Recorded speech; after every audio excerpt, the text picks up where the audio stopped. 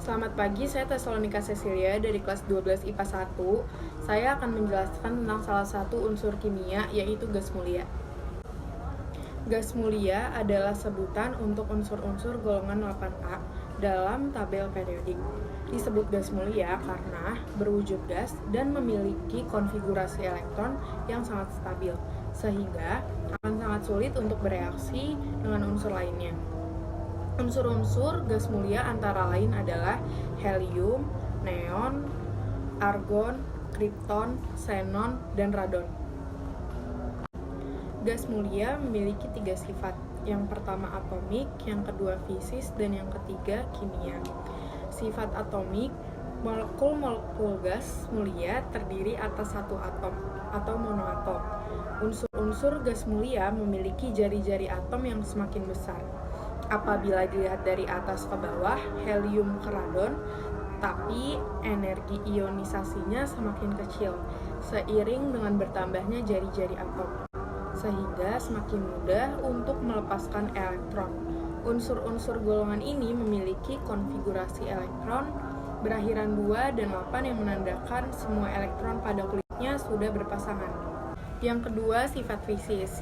Berdasarkan sifat fisisnya, gas mulia memiliki titik leleh dan titik didih yang sangat rendah.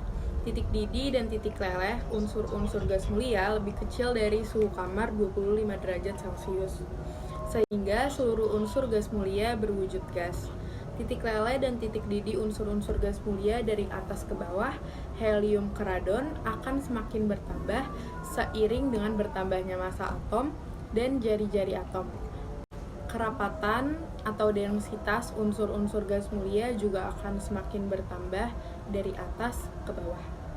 Yang terakhir, sifat kimia. Unsur-unsur gas mulia memiliki konfigurasi elektron yang stabil karena semua elektron pada kulit terluarnya sudah berpasangan atau penuh. Hal ini menyebabkan gas mulia cenderung sulit bereaksi dengan unsur lainnya. Namun, saat ini sudah ada beberapa unsur gas mulia yang dapat bereaksi dengan unsur-unsur lain sangat elektronegatif, yaitu xenon dan krypton. Selain itu, konfigurasi elektron yang stabil ini juga menyebabkan gas mulia bisa digunakan sebagai penyingkatan konfigurasi elektron bagi unsur lain. Seperti yang tadi sudah disebutkan, gas mulia memiliki 6 unsur. Yang pertama, helium. Merupakan unsur gas mulia terbanyak kedua di alam semesta setelah hidrogen. Helium terbentuk dari peluruhan zat radioaktif, yaitu uranium dan thorium. Gas ini merupakan zat yang ringan dan tidak mudah terbakar. Meskipun wujudnya berbentuk gas, helium dapat dicairkan dalam suhu yang amat rendah dan tekanan yang tinggi. Yang kedua, neon. Neon ditemukan oleh ahli kimia bernama Sri William Ramsay dan Maurice M. Travers pada tahun 1889 di London, Inggris. Ketika Ramsay mendinginkan beberapa sampel udara hingga menjadi cairan dan memanaskan cairan tersebut, ia mengambil gas yang keluar saat cairan itu mendidih. Ramsay lalu memisahkan sisa-sisa gas yang belum teridentifikasi dan menemukan zat-zat baru. Yang ketiga, argon merupakan gas terbanyak ketiga yang terdapat dalam atmosfer bumi setelah nitrogen dan oksigen. Argon terbentuk dari peluruhan zat radioaktif berupa kalium yang terdapat di kerak bumi. Unsur ini memiliki tingkat kelarutan dalam air yang sama dengan oksigen dan bahkan 2 kali lebih mudah larut dibandingkan dengan nitrogen. Argon bersifat tidak reaktif atau inert, tidak mudah terbakar, dan tidak beracun. Yang keempat ada krypton. Krypton adalah gas yang paling langka di atmosfer dibandingkan gas-gas yang lainnya, dibandingkan unsur gas yang lainnya.